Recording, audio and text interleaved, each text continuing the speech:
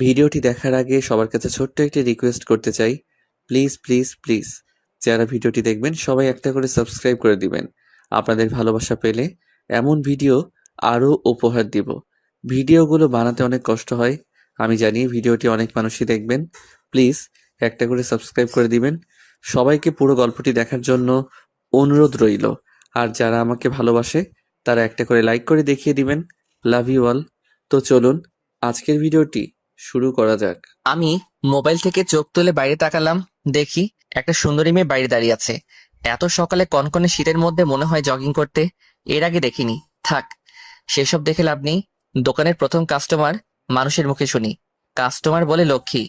আমি মুখে হাসি নিয়ে বললাম, আপু, বেনসন লাইট নেই, শুধু বেনসন আছে। থুর, কি বালের দোকানদারি করস? বেনসন লাইট রাখস না তো কি করস? আমি জানি না, তুই বেনসন লাইট দে। আপনি শুধু বেনসন নেন, ওইটা গত রাতেই শেষ হয়ে গেছে। এত সকালে কোনো দোকানও খুলেনি যে আপনাকে এনে দিব। এখন খেলে শুধু এইটা খেতে হবে। আমার বেনসন লাইট দরকার। আমি শুধু বেনসন নিয়ে কি করব? কচু খাবো? আমার ওইটা দরকার। এখন তুই কোথা থেকে আনবি আমি জানি না। এতক্ষণ আমি বসা ছিলাম। আমি বসা থেকে দাঁড়ালাম, ভালো করে মেয়েটাকে দেখলাম, চেনা মনে হচ্ছে না। আর চিনবই বা কি করে? এই এলাকায় 1 সপ্তাহ হলো আসলাম। আমরা এখানে জায়গা কিনে বাড়ি করি, যেহেতু আমাদের দোকানটা এখানে। এই 1 সপ্তাহে আব্বার সাথে দোকানে বসে অনেক কিছু শিখলাম। আজকে খুব ভোরে আব্বা কি কাজে যেন ঢাকা গেছে, তাই আমি সকালে দোকান খুলে বসলাম। প্রচন্ড কুয়াশায় একজন আরেকজনকে দেখা যাচ্ছে না। আব্বার সাথে ঘুম থেকে উঠে নামাজ পড়ে সোজা দোকানে চলে আসলাম। প্রথম কাস্টমারটাই এই মেয়েটা পড়ল। সকাল সকাল কারোর সাথে ঝামেলা করার আমার কোনো ইচ্ছাই নেই, তাও আবার মেয়ে। ছেলে হলে একটা কথা ছিল, দুই একটা একটু কটু কথা বলা যেত। আমি বললাম, আমার কাছে নেই, অন্যান্য দোকান নিয়ে দেখেন। এই বলে আমি চেয়ারে বসে মোবাইল টিপায় মনোযোগ দিলাম। মেয়ে কিছুটা হতাশ কণ্ঠে বলল, তোর কি দোকানদারি করার কোনো ইচ্ছা আছে? ইচ্ছা থাকলে আমাকে বেনসন লাইট বের করে দে। আমি জানি তুই মিথ্যা বলছিস। না হলে তোর দোকান আমি 1 ঘন্টার ভেতরে তালা মারাবো। আমি বুঝলাম মেয়েটার মাথাটা গেছে। মনে হয় সকাল সকাল পিনিকে ধরছে। মেয়েটা গায়ে পড়ে ঝগড়া করতে আসছে। আমি বিরক্ত কণ্ঠে বললাম, আপনি আমার কথা মন দিয়ে শুনুন। আমার কাছে বেনসন লাইট নেই, এখন আপনি আসতে পারেন। সকাল সকাল পাগল ছাগল কোথা থেকে যেন আসে, জানতো এখান থেকে। এরি, এরে কি বলে ফেললাম। দূর, যা বলার বলছি, মাথা গরম হয়ে যাচ্ছে। মেয়েটা রাগি লুক নিয়ে আমার দিকে তাকালো। আমি পাগল ছাগল? মেয়েটা আমার শার্টের কলার ধরে বলল, কোন দিক দিয়ে আমাকে পাগল ছাগল মনে হয়? আরে কে আপনি? গায়ে হাত দিচ্ছেন কেন? কলার ছাড়েন। পাগল না হলে কে এই কাজ করতে পারে? একটা কথা আমি বারবার বলছি, আমার কাছে বেনসন লাইট নেই, তাও এই জিনিসটা নিয়ে আপনি বাড়াবাড়ি করছেন। দেখ, তুই কিন্তু আমার সাথে ঝগড়া করছিস। এর ফল কিন্তু ভালো হবে না। আপনি তো বেশি বাড়াবাড়ি করেছেন, জানতো এখান থেকে। যাবো না, কি করবি? না গেলে দাঁড়িয়ে থাকেন। এই বলে আমি মোবাইল টিপে মনোযোগ দিলাম। দেখি মেয়েটা দূরে অন্য আরেকটি দোকানে তাকিয়ে আছে। একটু পর বলল, আচ্ছা দে, শুধু বেনসন দে। আমি ভাবলাম মেয়েটা সকাল সকাল এসে ঝামেলা করছে, আমার শার্টের কলার ধরছে, এর একটা শাস্তি দেওয়া উচিত। তাই আমি 1 সপ্তাহের পুরনো এক বেনসন দিলাম। মেয়েটা চেক না করে মুখে দিল। শীতের কারণে হয়তো হাত মনে হয় বরফ হয়ে আছে, যার কারণে ম্যাচ দিয়ে আগুন ধরাতে কষ্ট হচ্ছে। 2-3 বার ট্রাই করেও পারছে না, বলল। আগুন ধরিয়ে দে। আমি মেয়েটার সিগারেটে আগুন ধরিয়ে দিলাম। দেখি সিগারেট টানতে টানতে শুরু করলো। ওই 2 টান দিয়েই আমার দিকে আর চোখে তাকালো। মনে হয় বুঝে ফেলেছে। আরে বুঝবেই না কেন। আরেক টান দিয়ে মুখ থেকে থুতু ফেললো। তারপর সিগারেট মাটিতে ফেলে দিল। আমার দিকে রাগী লোক নিয়ে তাকালো আর বলল, কয়দিন আগের বেনসন এটা। কোনো সমস্যা? সমস্যা না তো কি? তুই আমাকে পুরনো বেনসন দিয়ে বলস কোনো সমস্যা? তুই কি আমাকে বোকা ভেবেছিস? দে, ভালো একটা বেনসন দে। দিব? তাহলে আপনাকে 2টা টাকা দিতে হবে। তোর তো সাহস কম না? তুই আমার কাছে টাকা চাস? আবার পুরনো বেনসন দিয়ে সকাল সকাল আমার মুখটাই নষ্ট করে দিলি। আবার এটা টাকা চাস? আপনি সিগারেট নিয়েছেন তো টাকা দিবেন না? আচ্ছা তুই কে রে এখানে? যে একটা বুড়ো আঙ্কেল বসে থাকতো, উনি কোথায়? উনি আমাকে কত সম্মান করে, আর তুই কোথা থেকে এসে আমার সাথে ঝামেলা করছস? দে সিগারেট দে। না, আগে আপনি টাকা দেন। দে বলছি, না হলে কিন্তু ভালো হবে না। ধুর রাখেন, আগে টাকা দেন। দেখি মেয়েটা রেগে যাচ্ছে, তাতে আমার কিচ্ছু যায় আসে না। এই শীতের মধ্যে মেয়েটা ঘামছে মনে হয় রাগের কারণে। দাঁড়া, তোকে টাকা দিচ্ছি। একটু পর তুই বেনসন দিবি আর কত কি দিবি। বলি মেয়েটা মোবাইল বের করলো। দেখে আরেকজন লোক আসলো। ছেলেটাকে আমি চিনি, অনেক সময় দেখে আব্বার সাথে কথা বলে। ওনাকে দেখে আমার একটু জোর বাড়লো। ওনার নাম মাসুদ। মাসুদ ভাই বলল, কি আফিয়া, কোনো সমস্যা? তাহলে মেয়েটির নাম আফিয়া। আঙ্কেল দেখেন না, তারে বলছি বেনসন লাইট দিতে, কিন্তু সে আমাকে শুধু একটা বেনসন দিল, তাও আবার পুরনো। আমি বলছি নতুন একটা দিতে, ওইটাও দিচ্ছে না, আবার টাকা খোঁজে। মেয়েটা যেভাবে বলল মনে হচ্ছে সব দোষ আমার, আর উনি একটা বাচ্চা মেয়ে। যা বলছে দিয়ে দাও। ইমাদ, তুমি তো আমাকে চেনোই। কিন্তু আঙ্কেল, তোমারে যেটা বলছি সেটা করো। আমি একটা বেনসন দিলাম। মেয়েটা হাতে নিয়ে ভালো করে চেক করলো, পরে আগুন ধরিয়ে টানতে লাগলো। আঙ্কেল সে মনে হয় নতুন, সেজন্য জানে না আমি কে। সেটাই, এসব নিয়ে আর বাড়াবাড়ির দরকার নেই। ও তো তোমার ভাইয়ের মতোই, দুজন সমান বয়সী, ভাই বোনের মতো মিলেমিশে থাকবা, তাই না?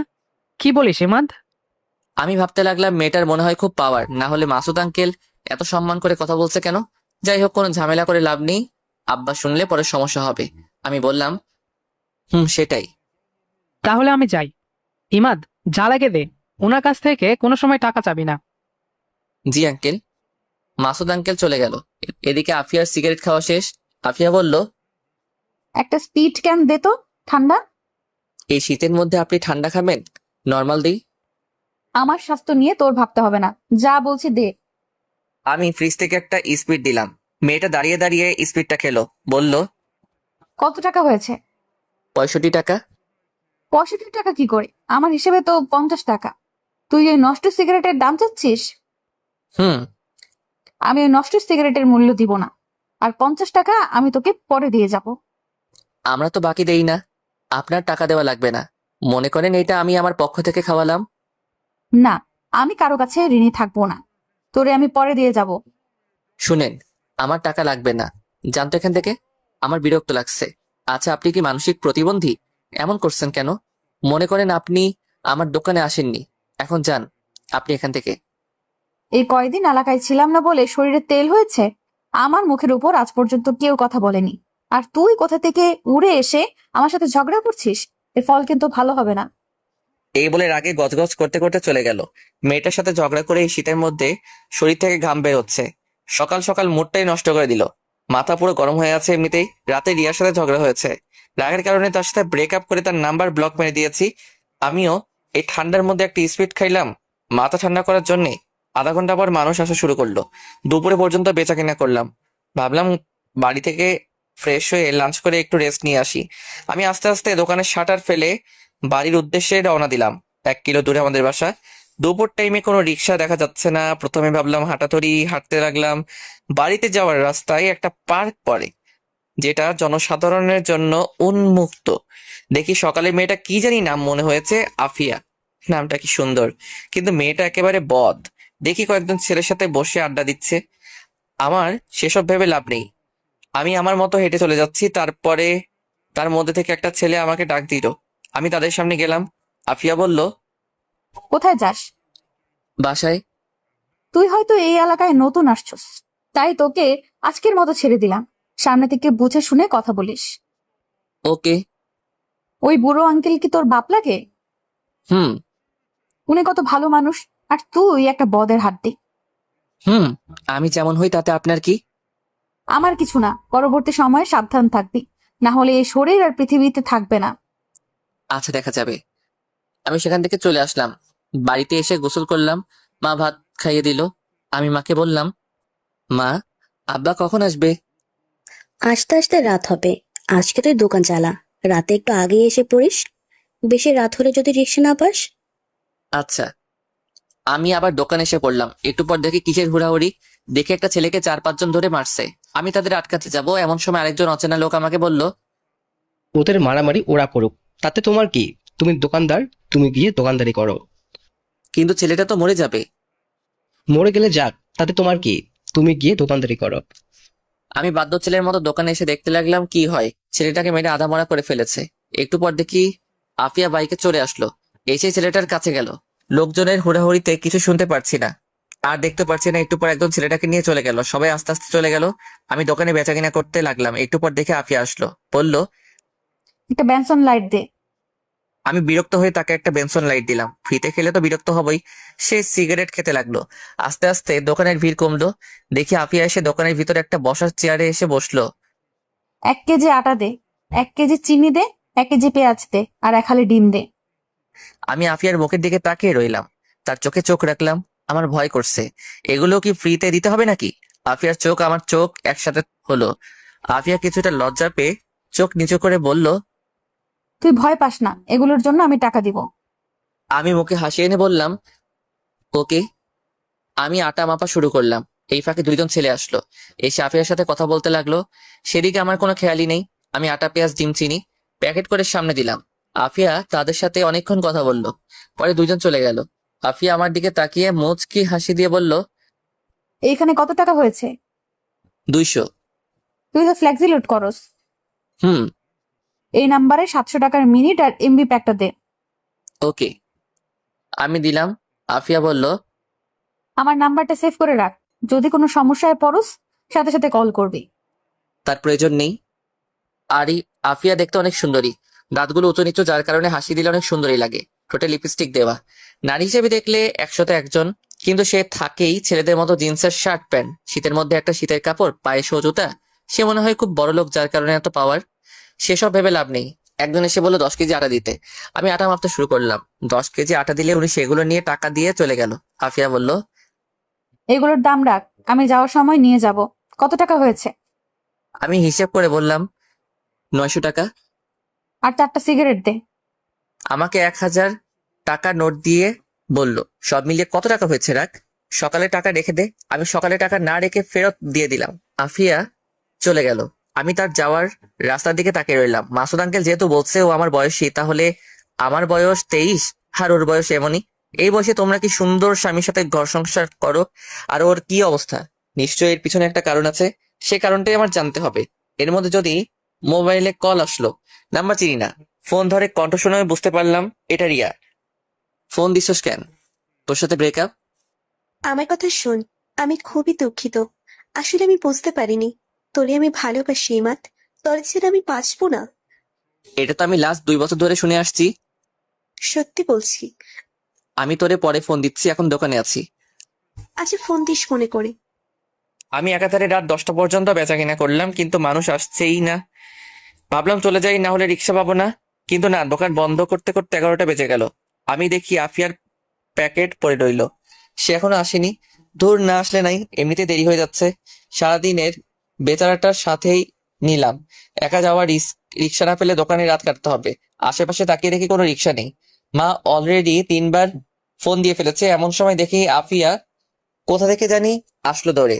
বলল, দে আমার প্যাকেট দে। আমি প্যাকেট দিলাম। আফিয়া বলল, কোনো রিক্সাই তো দেখছি না, কি করে বাড়ি যাব? আপনার না কত ছেলে পেলে আছে, ওদের বলেন আপনাকে নিয়ে যেতে। এটা বলাতে আফিয়া আমার দিকে তাকালো, কিন্তু কিছু বলল না। দোকানের সামনে অনেকক্ষণ দাঁড়িয়ে রইলাম, কোনো রিক্সায় আসছে না। প্রচুর কুয়াশা পড়ছে। খেয়াল করলাম আফিয়ার শরীরে তেমন শীতের কাপড় নেই, শুধু পাতলা একটা গেঞ্জি শার্টের উপরে। ও যে শীতে কাঁপছে সেটা আমি ভালো করে বুঝতে পারছি। আমার গায়ে একটা লেদার আছে আর একটা শীতের চাদর। ভাবলাম চাদরটা দেই, কিন্তু যে অ্যাটিটিউড, নেয় নাকি সন্দেহ। আমরা না নিলে আমার কি, শীতে কাঁপছে সে আমার কি। আমি বললাম, প্রচুর শীত পড়ছে, এই চাদরটা নিন। তোর তো সাহস কম না, তুই আমার শরীরের দিকে নজর দিয়েছিস। বুঝতে পারছি, এত রাতে কেউ নেই বলে আজ পর্যন্ত আমার দিকে কোনো ছেলে নজরে তাকানোর সাহস পায়নি। আর তুই কোথা থেকে উড়ে এসে আমার শরীরের দিকে নজর দিস? তোর এই 2 চোখ আমি তুলে নেব। একশেষে কথাগুলো বলল। আমি এমন কথা শুনে অবাক। উপকার করতে চাইলাম আর উল্টা বাস দিয়ে দিল। দূর, এমন মেয়ের সাথে কথা বললে মুখ নষ্ট। যার নামে যাক, তাতে আমার কি। মা আবার কল দিল। পরিবারের একমাত্র ছেলে আমি, ছোট বোন আছে বিবাহিত। এখন বাড়িতে মা একা। মা বলল, আজকে আসবি নাকি? আসবো তো, কিন্তু কোনো গাড়ি পাচ্ছি না। আব্বা গাড়িতে আসলে বলল একটা আগাইতে। তোর আব্বা এখনো আসেনি, রাস্তায় আছে। কি করব এখন? তুই আস্তে আস্তে হাঁট, আমি আগাইতাছি। আচ্ছা। আমি হাঁটা ধরলাম। বাড়িতে যাওয়ার রাস্তা সোজা, চারপাশে বাড়িঘর আছে, জায়গায় জায়গায় ল্যাম্পপোস্ট। তা এরপরও কেন জানি ভয় করে এলাকাটা নির্লজ্জ। খেয়াল করলাম আমার পিছনে আফিয়া হাঁটছে। মনে হয় কোনো উপায় না পেয়ে আমার পিছনে হাঁটা ধরছে। আমি দাঁড়িয়ে গেলাম, তার দিকে এগিয়ে গেলাম। আফিয়া বলল, আমার দিকে আসবি না, এর ফল কিন্তু ভালো হবে না। ভুলে যাস না, রাতের পর কিন্তু সকাল আছে। আমার শরীরে যদি টাচ করিস তাহলে সকালে ভোরের আলো দেখতে পারবি না। আমি তার কথা কানে না নিয়ে তার সামনে গেলাম। শীতে কাঁপছে আর ভয়েও আমি চাদরটা তার শরীরের পেঁচিয়ে রাখলাম। ও তখন চোখ বন্ধ করে ফেলেছে। বোধহয় ভাবছে আমি অন্য কিছু করব। বললাম, সবসময় অ্যাটিটিউড দেখানো ঠিক না। চাদরটা ভালো করে গায়ে দিন, ভালো লাগবে। আর পিছন পিছন না হেঁটে পাশাপাশি হাঁটুন। এই বলে আমি হাঁটা ধরলাম। একটু পর দেখে আফিয়া আমার পাশাপাশি হাঁটছে। চাদরটা শরীরে ভালো করে গায়ে দিল। হাঁটতে হাঁটতে অনেকটুকু চলে আসলাম। কোথা থেকে জানি এক কুকুর ঘেউ ঘেউ করে উঠলো। আফিয়া ভয়ে আমার শরীরের উপর পড়লো। আমি তাকে ধরে ফেললাম। আফিয়া আমাকে ধরে রীতিমতো ভয় কাঁপছে। আমি বললাম, ভয়ের কিছু নেই, এটা কুকুর ছিল। আমি ভয় পাচ্ছি না। আপনি ভয় পাবেন কেন? আপনি তো অনেক সাহসী। এখন হাঁটেন। আমরা আবার হাঁটতে শুরু করলাম। আফিয়া বলল, বামের গলি একটু সামনে আমার বাসা। আমি তাকিয়ে দেখি অন্ধকার এক গলি, কিছুই দেখা যাচ্ছে না। যদি এদিকে যাই, আফিফ যদি আমার টাকা পয়সা সবকিছু রেখে দেয়, আমি ওদিকে যাচ্ছি না। সে গিয়ে মরুক, তাতে আমার কিচ্ছু যায় আসে না। আবার মনে যাচ্ছে এগিয়ে দিয়ে আসি, মানবতার খাতিরে এটুকু সাহায্য করাই যায় সবার। আবার গেলে যদি টাকা পয়সা রেখে কি করব মাথা কাজ করছে না। আমি যাচ্ছি না। আফিয়া বলল, এইটুকু রাস্তায় এগিয়ে দে না, আমার সত্যিই খুব ভয় করছে। আমি আফিয়ার মুখের দিকে তাকালাম। দেখি সে সত্যি খুব ভয় আছে। মনে হয় করুণার দৃষ্টিতে বলছে। আমি ভাবলাম যাই, এগিয়ে দিয়ে আসি। ওকে চলেন। আমি অফিসের পাশাপাশি হাঁটতে লাগলাম। আফিয়া আমার শরীরের সাথে লেগে লেগে হাঁটছে। কিছুক্ষণ হাঁটার পর আফিয়া বলল, এটা আমার বাসা, ভিতরে এসে বস। না, তার প্রয়োজন নেই, আরেকদিন আসবো। ধন্যবাদ তোকে। এই নে তোর চাদর। ওকে। আমি চাদর নিয়ে হাঁটা ধরলাম। তাড়াতাড়ি গলি থেকে বের হলাম। তারপর বাড়ির রাস্তায় হাঁটা ধরলাম। আরো অনেকটুকু পথ বাকি। এখন আমার নিজেরই ভয় করছে। দেখি সামনে থেকে একজন মহিলা আসছে। ভালো করে তাকিয়ে দেখি এটা মা। মাকে দেখে যেন আমার আত্মাটা শান্তি হলো। আমি আর মা একসাথে হাঁটতে লাগলাম। কিছুক্ষণ হাঁটার পর 4-5 জন ছেলে আমাদেরকে ঘিরে ধরলো। তাদের প্রত্যেকের মুখ মাফলার দিয়ে ঢাকা। এক মুখোশধারী বলল, যা আছে সবকিছু দিয়ে দে।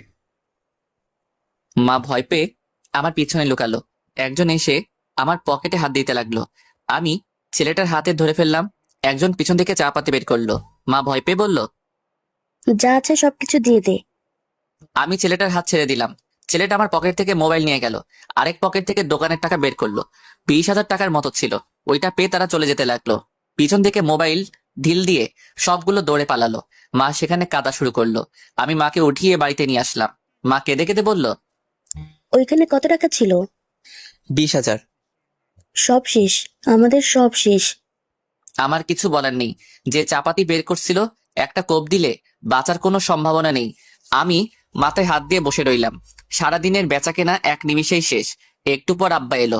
আমাদের এই অবস্থা দেখে আব্বা বলল, কি হয়েছে? তোদের মুখের এই অবস্থা কেন? মা কেঁদে কেঁদে আব্বাকে সবকিছু বলল। আব্বা শুনে মাথায় হাত দিয়ে বসলো। বলল, আমার তোরে আগেই সতর্ক করা উচিত ছিল। আমার তোরে আগেই সতর্ক করা উচিত ছিল। আমি কিছু না বলে আমার রুমে চলে আসলাম। এসে শুয়ে রইলাম। ভাবতে লাগলাম এটা কে করলো। এই এলাকা চলে আফিয়ার কথায়। এলাকায় কিছু হলে সেটা অবশ্যই আফিয়া জানবে। তার মানে এই কাজ সম্পূর্ণ আফিয়ার। কিন্তু সে তো আমার সাথেই ছিল। ওকে তো আমি নিজেই বাড়িতে পৌঁছে দিলাম। সকালে কি আফিয়াকে জিজ্ঞেস করতে হবে। এমন সময় দেখি রিয়ার কল। এমনিতেই মাথা গরম হয়ে আছে, আবার রিয়ার কল ধরলে আরো মাথা গরম হবে।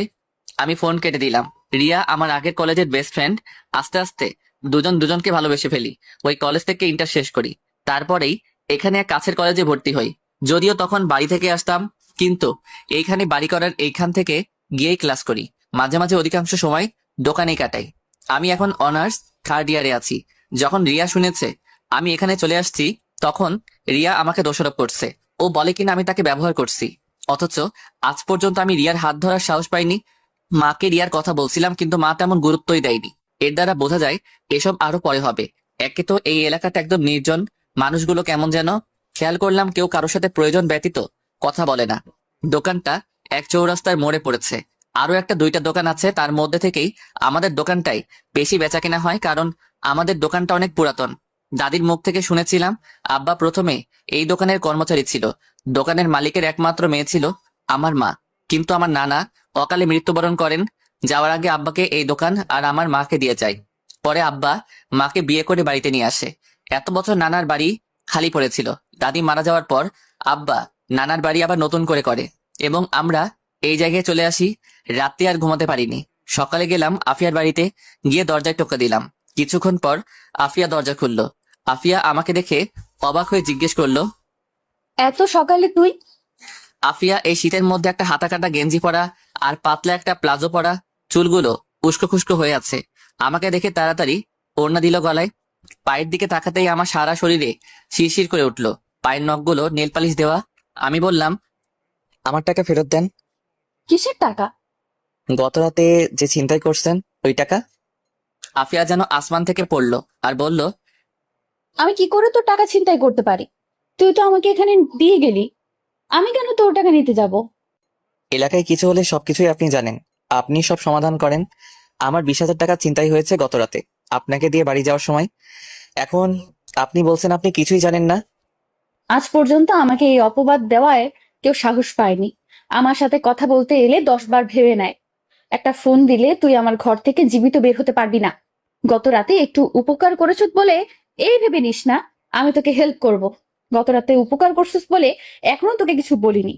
চুপচাপ এখান থেকে চলে যা। যাবই তো, আমি কি এখানে থাকবো নাকি? মনে রাখেন, এই টাকা নিয়ে আপনারা শান্তি মতো মরতেও পারবেন না। তোর নাম জানি কি? মোহাম্মদ ইমাদ। ইমাদ, তোর লাস্ট ওয়ার্নিং দিচ্ছি, আর একটা কথা না বলে এখান থেকে চলে যা। আমি তার বাসা থেকে চলে আসলাম। খেয়াল করলাম ওর বাসায় শুধু ও একা, তার কি মা বাবা কেউ নাই? আমি নিশ্চিত টাকাটা সেই নিছে। আমি মুখটা কালো করে সেখান থেকে চলে আসলাম। বাড়িতে এসে নাস্তা করে গিয়ে দোকান খুললাম। আব্বা গতকাল সারাদিন অনেক কাজে ব্যস্ত ছিল। পরে আবার রাতে এই খবর শুনে আব্বার অবস্থা ভালো না, তাই আমাকে বলছে দোকান খুলতে। বোনটারে বলছে বাড়িতে আসতে। আমি দুপুর পর্যন্ত দোকানে বসে বাড়িতে আসলাম। আব্বা গিয়ে দোকান খুললো। আমি বিকালের দিকে দোকানে গেলাম। সন্ধ্যার কিছুক্ষণ পর আব্বা বাড়িতে চলে গেল। আমাকে বলল আগেই বাড়ি চলে যেতে। আমি 9টা পর্যন্ত দোকানে বসে আস্তে আস্তে দোকান গোছাইতে শুরু করলাম। কেন জানি না মনে হলো রিয়াকে কল দেই। আমি কল দিলাম, কল ধরলো। কেমন আছো? ভালো, তুমি? কি বলবা বলো। আমার ভালো লাগে না কিছু। আমি তো বাড়িতে চলে আসবো। পাগল নাকি? এখানে আসলে কি লাভ হবে? আমি কিছু জানি না, আমি আসতেছি। দেখ, পাগলামি করিস না, এখানে জায়গাটা ভালো না, এখানে আসিস না। আসবো না তো কি করব? অলরেডি আমাকে দেখতে আসছে। আমি এখানে কোনোভাবেই থাকবো না।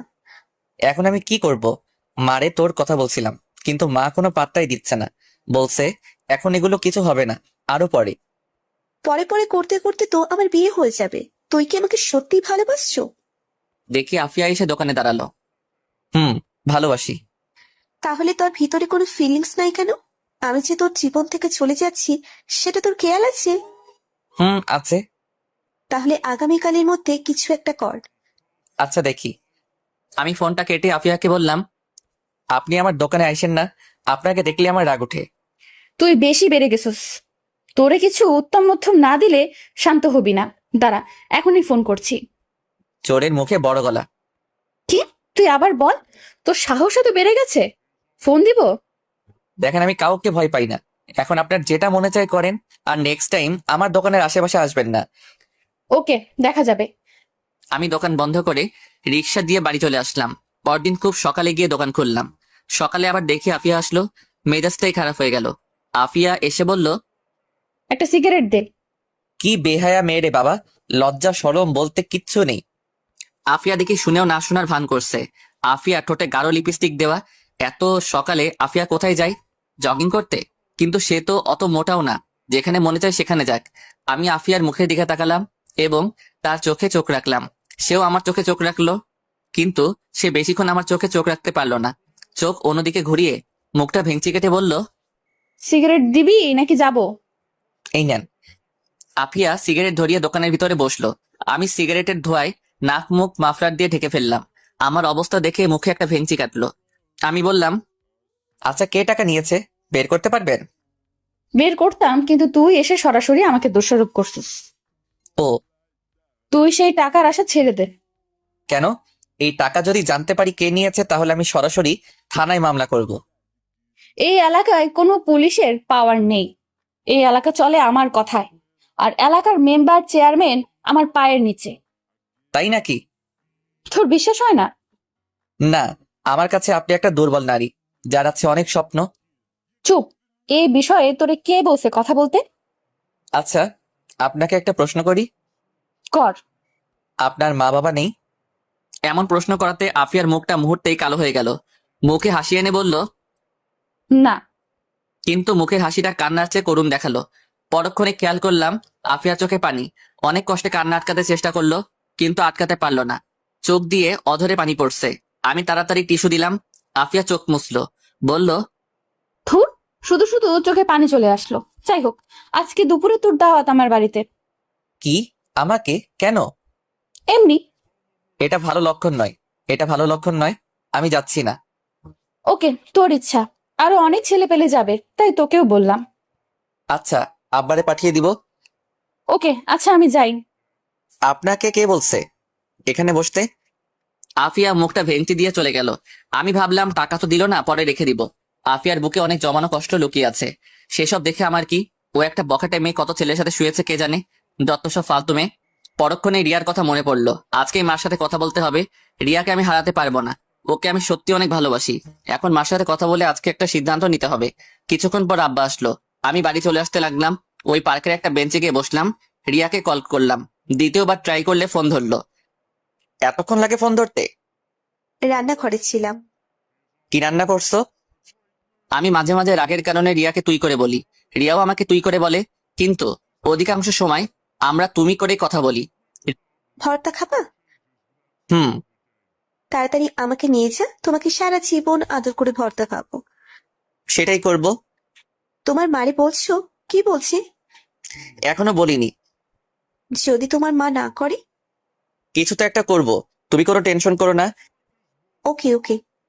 এখন ভিডিও কল দাও, তোমাকে দেখতে ইচ্ছে করছে। রিয়া ভিডিও কল দিল। রিয়াকে দেখে আমার মনটা শান্তি হলো। আমি বললাম, এক কাজ করো, আজকে সেজে গুজে ভিডিও কল দাও। না। কেন? আমাকে নিয়ে যাও, পরে তুমি যতবার বলবে ততবার সাজবো। আচ্ছা। ফোন রাখি, মা আসছে। এই বলে রিয়া ফোনটা রেখে দিল। দেখি কুয়াশা কেটে যাচ্ছে। সূর্য কুয়াশায় পাহাড় ভেঙে একটু একটু উকি দিচ্ছে। সকালে রৌদ্র এসে আমার শরীরে পড়লো। শরীরের মধ্যে এক অসাধারণ অনুভূতি কাজ করলো। মন চাচ্ছে না এখান থেকে উঠে যেতে। দেখি আফিয়া পার্কের ভিতরে ঢুকলো। তারে দেখেই মোডটা অফ হয়ে গেল। ও কি সারাদিন পুরো এলাকায় ঘুরে বেড়ায়? আমাকে দেখে আমার এখানে আসলো আর বলল, কি মিস্টার দোকানদার, এখানে কি? কিছু না, এমন মিষ্টি রোদ মিস করতে পারি, তাই চলে আসলাম। হ্যালো। আচ্ছা, আপনি তো অতটা মোটা না, কিসের জগিং করেন আপনি? সকালে আমি ঘুমাতে পারি না, তাই বাইরে বের হই। সকালে ঠান্ডা ফ্রেশ বাতাস আমি কোনোভাবেই মিস করতে পারি না। যেদিন আমি মিস করি, দিনটা এতই খারাপ যায় তা বলে বোঝাতে পারবো না। এটা ভালো। এই অভ্যাসটা আমার আব্বার ছিল। প্রতিদিন সকালে আমাকে সাথে নিয়ে বের হতো, তাই ছোটবেলা থেকেই আমার এই অভ্যাস। ভালো, ফ্রেশ বাতাস নেন, আমি যাই। এই বলে আমি উঠে বাড়ি চলে আসলাম। এসে নাস্তা করলাম। নাস্তা করে ভাবলাম যাই, মার সাথে রিয়ার ব্যাপারে আলোচনা করা যাক। মারে রাজি করাতে পারলেই হবে। আমি মায়ের ঘরে গিয়ে টোকা দিলাম। মা বলল ভিতরে আসতে। মা বলল, কি হয়েছে? একটা কথা ছিল। বল। এটা রিয়ার ব্যাপারে। কোন রিয়ার ব্যাপারে? তোমারে বলছিলাম না একটা মেয়ের ব্যাপারে, আমার ক্লাসমেট ছিল রিয়া। মা তার বাড়িতে একটু কথা বলে দেখবা। কিসের জন্য? মেয়েটাকে বাড়ি থেকে বিয়ের জন্য চাপ দিচ্ছে, কিন্তু ও আমাকে চায়। এখন কি বলবো? ও তোকে চাই তো আমি কি করব? এইসব প্রেম ভালোবাসায় আমি এক বিন্দু পরিমাণে বিশ্বাস করি না। এগুলো সেকেন্ডের ব্যাপার। এই আছে, এই নেই। আছে আবেগে ঠেলায় বলছে তোকে ভালোবাসে। তোর থেকে ভালো কোনো ছেলে পাক, এক মুহূর্ত লাগবে না তোকে ভুলতে। আমার দায়িত্ব আমি পালন করি। ওকে আমি ভালোবাসি মা, এখন আমি তাকে চাই। কোন মুখে তুই এসব কথা বলিস? তুই মাত্র পড়াশোনা করেছিস। চাকরি হোক, পরে চিন্তা ভাবনা করবো নে। যে একটা দোকান আছে, ওইটার কোনো নিশ্চয়তা আছে? কোন সময় জানি কি হয়ে যায়। দেখছিস না ওই দিন টাকাটা কিভাবে কেড়ে নিয়েছে? আর যদি দোকান এভাবে কেড়ে নেয়, তখন কি করবি? পরে তো পথে বসতে হবে। তোর বাবার পাপে ধরছিল এই জায়গায় দোকান চালাইতে, বাড়ির আশেপাশে যেন জায়গা ছিল না। এই এলাকাটা একদম ভালো না, এই এলাকা ভালো মানুষদের জন্য না। কিন্তু মা, কিছু তো একটা করো। ওর বাড়িতে বলে কিছুদিন সময় তো নিয়ে যাক। নিলাম, সময় পরে কি হবে? মেয়ের বয়স কত? 20-22 হবে। পরের চিন্তা করে এখন সময় নিয়ে কি ঠিক হবে? পরে কি হবে কেউ জানে না। শুধু মেয়েটাকে বসে লাভ আছে? তুই তোর মতো থাক, ওকে ওর মতো থাকতে দে। কোন মুখে তুমি এই কথা বলো? আর যদি আব্বা তোমাকে এই কথা বলে তুমি নিতে পারবে? তুমি কিছু একটা করো, আমি তাকে চাই। ও আমার মুখের দিকে তাকিয়ে আছে। এখন আমার টেনশন দিস না, কিছুক্ষণ পর ফাতিমার ডেলিভারি। ফাতিমা আমার ছোট বোনের নাম। কিন্তু মা, আমি কোন মুখে মেয়ের বাড়িতে কথা বলবো? আমাদের কিছু আছে? না আছে জায়গা সম্পত্তি, না আছে ভালো বাড়ি। কোনো মতে দিন চলছে, এর মাঝে তুই কি করে এই কথা বলতে পারিস? টাইম নাও, রিয়া রাজি আছে। আমাদের টাইম দেওয়ার জন্য ওরা বসে আছে না। অন্তত বলে তো দেখতে পারি। আচ্ছা দেখি তোর আব্বারে পাঠাতে পারে কিনা। আচ্ছা। এই বলে আমি চলে আসলাম। আমি হারে হারে বুঝতে পারছি মার বিন্দু পরিমাণ ইচ্ছা নেই। আমি রিয়াকে কি করে বলবো? যেদিন আব্বা যাবে ওই দিন রিয়াকে বলবো। রাতে দেখি রিয়া সেজেগুজে ছবি পাঠালো। আমি তখন দোকানে। আমি ফোন দিলাম কিন্তু মেসেজ দিয়ে বললো ফোন না দিতে। পরক্ষণে অফলাইন চলে গেল। 3 দিন পর ডেট ঠিক হলো, আব্বা যাবে তাদের বাড়িতে। আশ্চর্যের বিষয় হলো 3 দিনে একবারও রিয়াকে ফোনে পেলাম না, অনলাইনে আসলো না। অবশেষে রিয়ার মার মোবাইলে কল দিলাম। তখন রিয়া কল ধরলো। কণ্ঠ চিনে বুঝতে পারলাম। আমি বললাম, তোমারে তো কল দিয়ে পাই না। আমার মোবাইল মা নিয়ে গেছে, মার বাটন মোবাইল আমার কাছে। আজকে আবার যাচ্ছে তোমাদের বাড়িতে? কিন্তু কিন্তু কি? আমাকে এসে দেখে গেছে এক সম্বন্ধ, এমনকি বিয়ের তারিখও ঠিক করে গেছে। কি বলো, তুমি বলো নাই আমার কথা? বলছি কিন্তু কেউ আমার কথা কানে নেয়নি।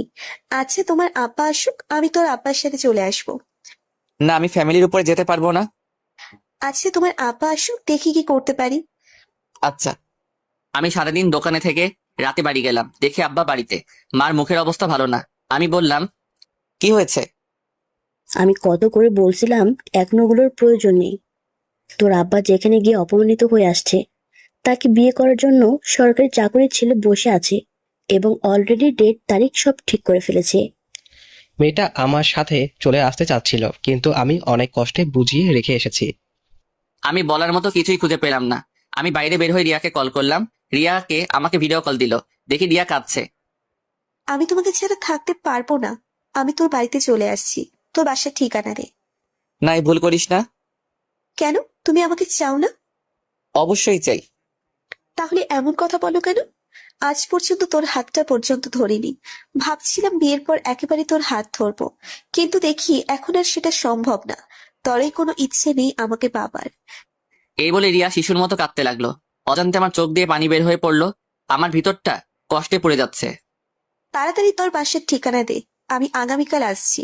পরে তুই যা করার করিস। আচ্ছা। আমি তোর হাতটা একটা বারের জন্যেও ধরতে চাই, আমি একটি বারের জন্য তোকে অনুভব করতে চাই। এই বলে রিয়া কাঁদতে লাগলো। আমি বললাম, ঠিকানা টেক্সট করলাম, পার্কের ঠিকানা দিলাম। আর কতক্ষণ পুরনো স্মৃতি মনে করে কিছুক্ষণ কথা বলে ফোনটা কেটে দিলাম। পরদিন আব্বারে দোকানে রেখে পার্কে গেলাম। গিয়ে রিয়ার জন্য অপেক্ষা করতে লাগলাম। দেখি আফিয়া পার্কে আসলো কয়েকজন ছেলেপেলে নিয়ে। তাদের দেখে মেজাজটা বিগড়ে যায়। তারা দূরের এক বেঞ্চে বসে কথা বলতে লাগলো। একসময় দেখি আফিয়া একটা ছেলেকে চড় দিল। চড় খেয়ে ছেলেটা মাটিতে পড়ে গেল। আফিয়া ছেলেটিকে আরো কি কি জানি বলল। দেখি রিয়া রিক্সা থেকে নেমে পার্কের ভিতরে প্রবেশ করলো। আমি ইশারা দিলাম। রিয়া আমার কাছে আসলো, এসে আমাকে জড়িয়ে ধরলো, ফুপিয়ে কেঁদে উঠলো। আমি তার পিঠে হাত রেখে সান্ত্বনা দিতে লাগলাম। আমি রিয়াকে আমার পাশে বসালাম। রিয়া আমার হাতে হাত ধরলো, আমার কাঁধে মাথা রেখে কাঁদতে লাগলো। রিয়া বলল, আমি তোমাকে হারাতে চাই না। আমিও। চলো না, এখন গিয়ে বিয়ে করে ফেলি, পরেরটা পরে হবে। কিন্তু বুঝেছি, তোমারই কোনো ইচ্ছে নেই। শুনেছি সত্যিকার ভালোবাসা বলে কখনো কাউকে ভয় পায় না। আসলে তুমি আমাকে সত্যিই ভালোবাসো না। বাসি না, বাসলে কি আর এত কিছু করতাম? সবার আগে ফ্যামিলি। যারাই ফ্যামিলির উপরে গিয়েছে তারাই শেষ হয়ে গেছে। কতই না ভালো হতো যদি সারাটা জীবন একসাথে থাকতে পারতাম। এখনো হয়তো সময় আছে। এভাবে আমাকে দূরে থেকে ভালোবেসে যেতে পারবা? হয়তো তোমার এই একটু ভালোবাসা নিয়ে আমি সারাটা জীবন কাটিয়ে দিতে পারবো। কোনো কি উপায় নেই? উপায় আছে, কিন্তু এমনও হতে পারে সেটা বেশি দিন স্থায়ী হবে না। তার চেয়ে ভালো না এমন একটা জায়গায় যাওয়া, সেখানে আজীবন স্থায়ী হওয়া। কিন্তু তুই প্রমিস করো, আজীবন তুমি আমার সাথে সম্পর্ক রাখবা, আমাকে ভুলবা না কোনোদিন। কথা দিলাম, তোমার সাথে আজীবন যোগাযোগ রাখবো। মনে করবে আমি তোমার পাশে আছি সব সময়। মনে আছে আমরা দুজন প্রেমে পড়ার আগে কি রকম ছিলাম? ঠিক সেই রকম ভাবে আমাদের সারাটা জীবন কাটিয়ে দিব। ওকে, তুমি কোন মেয়েকে বিয়ে করবা সেটা আমি সিদ্ধান্ত নিব। আমার পছন্দই তোমার পছন্দ। আচ্ছা, এখন একটু হাসো। তোমার হাসিটা অনেকদিন ধরে মিস করছি। রিয়া একটা মুচকি হাসি দিল। দূর থেকে যতই বলতাম রিয়া আমাকে দোষারোপ করতো, আর কোনো অঘটন ঘটিয়ে ফেলতো। কাছে থেকে বুঝিয়ে বলাতে ও কিরকম মেনে নিল। এমন নয় যে আমি রিয়াকে ভালোবাসি না। ধরলাম আমি রিয়াকে বিয়ে করলাম তার ফ্যামিলিকে না জানিয়ে, এক্ষেত্রে রিয়ার কোনো অস্তিত্ব থাকবে না। কোনোদিন শখ করেও নিজের বাপের বাড়ির নাম বলতে পারবে না। যার কোনো অস্তিত্বই নেই তার আবার কিসের স্বপ্ন সুখ? কিছুদিন পর আমি হয়ে যাব তার কাছে নরক। তার চেয়ে ভালো না দূর থেকে দুজনকে ভালোবেসে যাব। আমাদের এরকম মিশিয়ে বসাতে আফিয়া প্রশ্নবোধক মুখ নিয়ে আমাদের কাছে আসলো আর বলল, কি মিস্টার দোকানদার, গার্লফ্রেন্ড নাকি? হুম। কিন্তু তোমরা এইভাবে মিশিয়ে বসে আছো কেন? এটা তো পাবলিক প্লেস। আসলে আপু কিছুদিন বাদে আমার বিয়ে। দুর্ভাগ্যবশত আমার বিয়েটা ইমাদের সাথে হচ্ছে না, তাই ইমাদকে লাস্ট বিদায় জানাতে এসেছি। ভালো, তোমরা দুজন একটু ভিন্ন টাইপের। আপু কি রকম? আমি যতটুকু জানি, কোনো ছেলের গার্লফ্রেন্ডের বিবাহ হলে তাদের বিচ্ছেদের সময় একজন আরেকজনকে গালাগালি, মারামারি, হ্যানত্যান সবকিছু, এমনকি একজন আরেকজনকে খুনও করে ফেলে। আর তোমরা দুইজন কি সুন্দর হাসি মুখে দুজন দুজনকে বিদায় দিচ্ছ। হয়তো এর মধ্যে কোনো কল্যাণ আছে। জি আপু। আসলে কি জানো, ভালোবাসার মানুষটিকে বিয়ে না করাই শ্রেয়। কারণ বিয়ে করলে মানুষটি থেকে যায়, কিন্তু ভালোবাসাটা আর থাকে না। কিন্তু আমি ইমাদকে ভালোবাসি। বিয়ের পর ওকে আমি দূর থেকে ভালোবেসে যাব। সেটাই ভালো। তোমরা থাকো, আমি যাই। হুম। আফিয়া চলে গেল। আমি বললাম, চলো মার সাথে দেখা করে যাবে। চলো। আমি রিয়াকে বাসায় এনে মার সাথে পরিচয় করিয়ে দিলাম। কি আজব, মার সাথে সেকেন্ডের মধ্যে মিশুক হয়ে গেল।